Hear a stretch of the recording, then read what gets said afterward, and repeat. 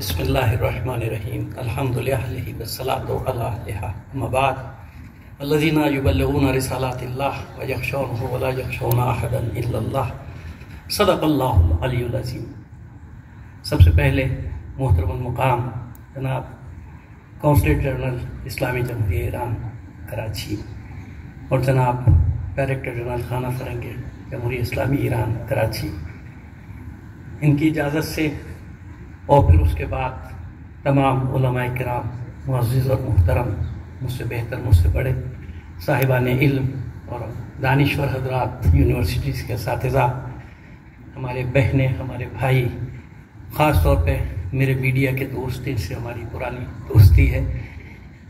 مختصر دو نکات بیان کرنا چاہتا ہوں خمینی غششکن کی شخصیت کے حوالے سے۔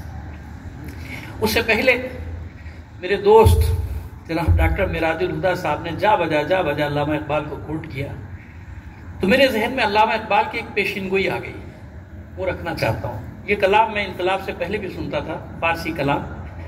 اس کا مطلب یہ ہے کہ چون چراغ لالہ سوزم در خیابان شما اے جوانان عجم جانے منو جانے شما، اس میں ایک شعر ہے جس کو میں پیشین گوئی، میں حیرت زدہ رہ گیا۔ انقلاب کے بعد میں اس کو بہت پڑھتا تھا۔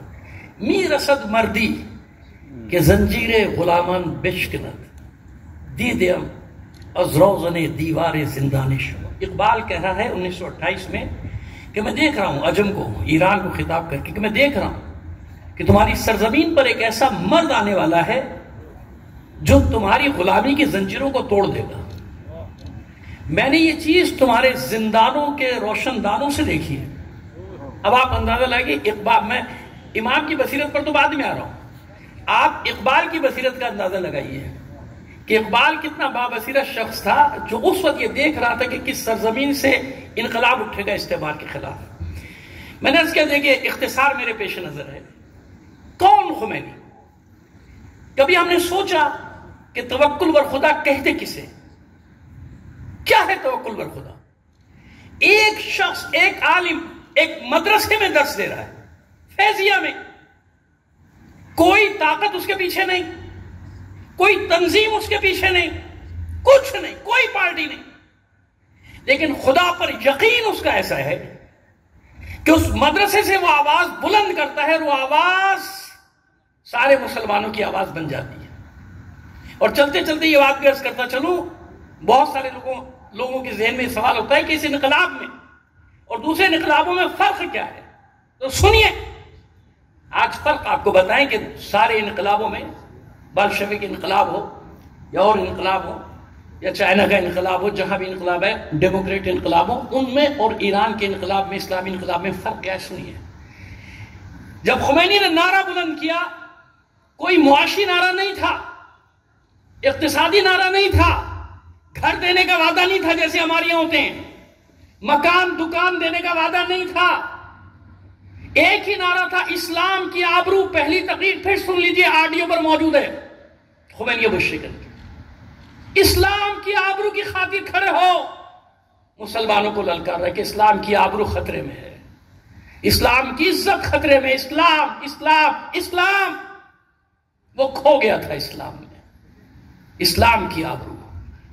وہ شخص کھڑا ہوا اکیلا، کوئی طاقت نہیں پیچھے، کوئی پارٹی نہیں، کوئی تنظیم نہیں، کوئی ملک نہیں۔ اس کے یقین کا عالم کیا تھا؟ اس کے یقین کا عالم یہ تھا کہ میں شاہ کو اس کے تخت کے سمیت ایران سے نکال باہر کروں گا۔ یہ اسلامی سرزمین ہے، یہ یہودیوں کے ایجنٹوں کی نہیں ہے۔ ابھی میرے برادر بزرگوار نے اشارہ کیا، کتنا خوبصورت اشارہ تھا کہ شاہ کے زمانے میں جب اسرائیل کا سفارت خانہ صرف ایران میں تھا تو شہنشاہ ایران سب کی آنکھوں کا تارا تھا۔ بھائی، سارے عالم اسلام کا دوست، عالم اسلام میں جہاں جاتا ہے استقبال شہنشاہ ایران کا، بادشاہوں کا بادشاہ۔ اور جب اسلامی انقلاب آ گیا، جب اسی اسرائیل کے سفارت خانے کو فلسطین کا سفارت خانہ بنا دیا گیا، تو اب کیا ہو گیا؟ جس طرف مولانا علامہ حسینی صاحب نے اشارہ فرمایا، وہ استعمار کی سازش، اس انقلاب کو اسلامی نہ رہنے دو، اس انقلاب کو ایرانی۔ یہ توکل بر خدا تھا اس شخص کا کہ جب جلا وطن کیا جا رہا تھا اور کہا جا رہا تھا کہ کہاں گئے وہ تمہارے حامی، جانتے ہیں آپ تہران کی سڑکوں پہ ہزاروں لوگوں کو، مردوں عورتوں بچوں کو خاک و خون میں نہلا دیا گیا. ام طلبہ کو صرف چھتوں سے پھینکا نہیں گیا، ہیلی کاپٹروں میں بھر بھر کے نمک کے دریا میں پھینکا گیا، نمک کی جھیل میں پھینکا گیا، گل سڑ گئے. لیکن وہ مرد خدا تنہا اٹھا. اسے کہتے ہیں کار رسالت. کوئی طاقت پیچھے نہیں تھی لیکن یقین تھا. جب کہا کہ کہاں گئے تمہارے حامی، تو ایک جملہ کہا تھا جو آج تک ہر آدمی جانتا ہے کہ میرے حامی ماؤں کی گودوں میں ہیں. اور اسی نسل انقلاب برپا کیا.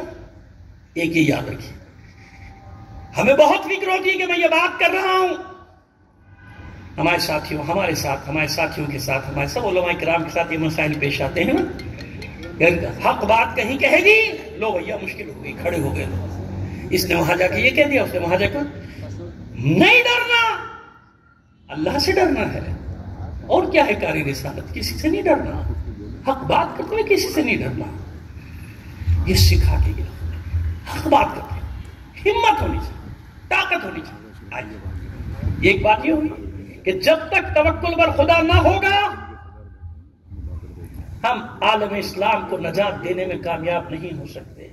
کہاں نمازیں نہیں ہو رہی، کہاں روزے نہیں رکھے جا رہے. اس وقت بھی لاکھوں انسان اللہ کے گھر کا طواف کر رہے ہیں، لیکن اتنی اجازت نہیں کہ فلسطینیوں کے لیے دعا کر لو نام لے کے. یہ حج ہے. اتنی اجازت نہیں کہ مظلوموں کے لیے آواز اٹھاؤ حج میں. اللہ اکبر، لبیک اللہم لبیک، لبیک لا شریک لک لبیک. کوئی شریک نہیں تیرا. کہو نا امریکہ مرد آباد، ہم دیکھیں نا. کہو اسرائیل مرد آباد، ہم دیکھیں.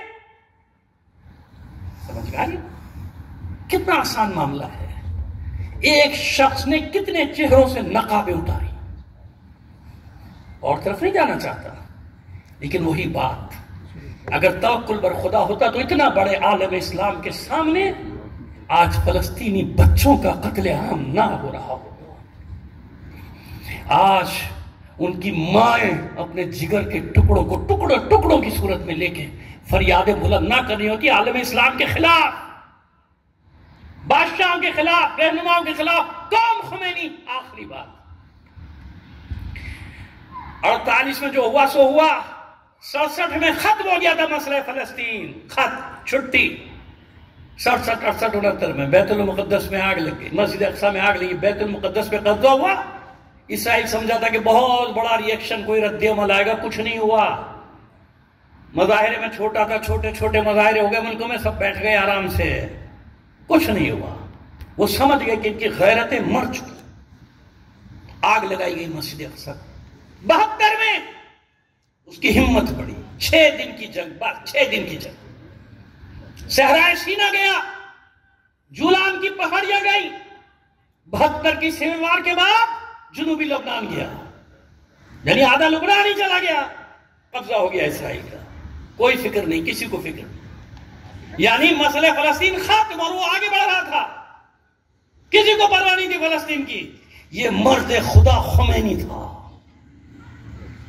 جس نے پہلی بار آواز بلند کی فلسطین کے لیے. فلسطین کا سفارت خانہ بنانے کے بعد جمعۃ الوداع کو یوم قدس. میری سن و سال کے لوگ جانتے کہ کتنا سخت تھا پہلے سال کا یوم القدس. میں کسی تنظیم میں بھی ہو سکتی تھا مذہبی، لیکن مجھے یاد جب میں مسجد سے جمعے کے بعد چند لڑکوں کے ساتھ 20-25 کے ساتھ نکلا تو کس طرح روزے کے عالم میں گرمیوں کے دن تھے، شدید گرمی تھی، اور کس طرح مارا گیا ہم. اس بھوک پیاس کے تھانوں میں بند کر دیا گیا.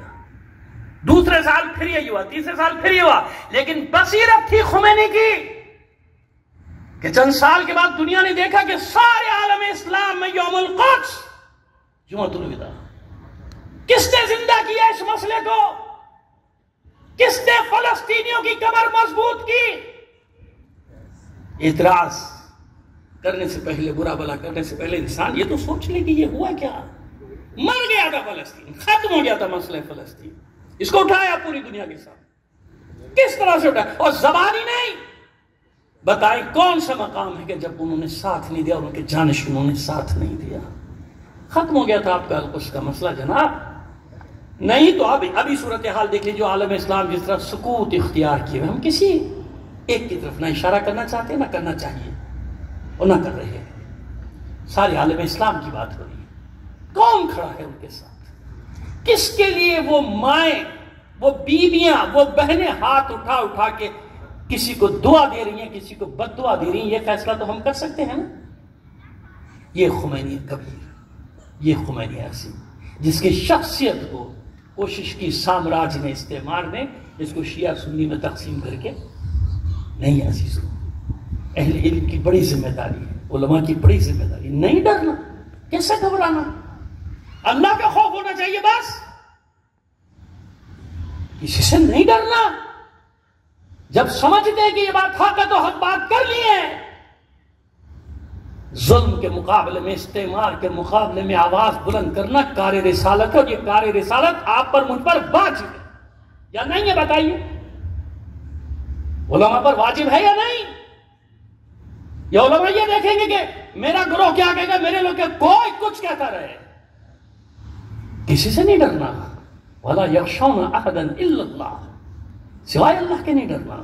جب جا کے قسمت کا ستارہ ہمارا بدل سکتا ہے۔ اور میں اقبال ہی کے شعر پہ ختم کروں گا، وقت بہت ہو گیا، میں نے کہا تھا مختصر وقت لوں گا۔